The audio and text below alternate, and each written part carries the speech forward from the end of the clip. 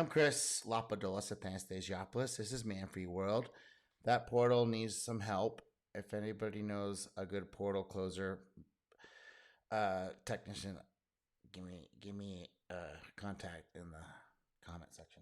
Today we're going to be discussing, after the silliness, is this CIA Director John Brennan discusses on chemtrails, or strategic stratospheric atmosphere injection.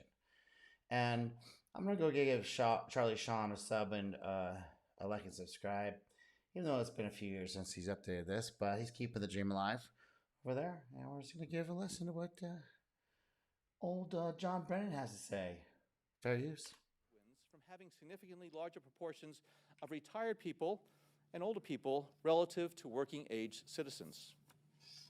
Another example is the array of technologies, often referred to collectively as geoengineering, that potentially could help reverse the warming effects of global climate change. One that has gained my personal attention is stratospheric aerosol injection.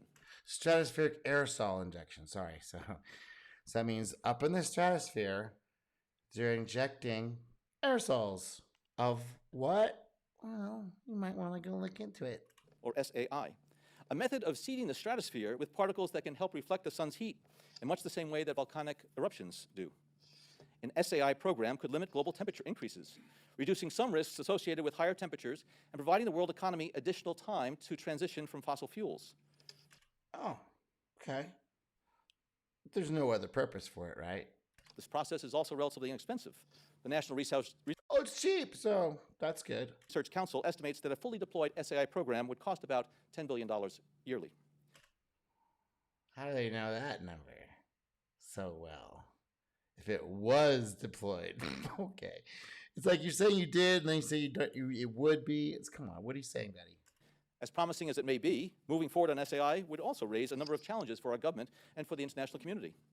On the technical side, greenhouse gas emission reductions would still have to accompany SAI to address other climate change effects, such as ocean acidification, because SAI alone... That's been disproven, by the way. It's not a thing. As well as all this global warming stuff, because this is a few years ago when they still were talking about that. Now it's global climate change. So, yeah, okay. Would not remove greenhouse gases from the atmosphere.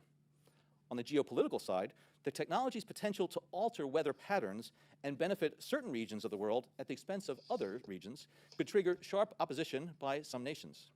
Others... They do that already. It's been going on since the 40s, 30s. Russia, they actually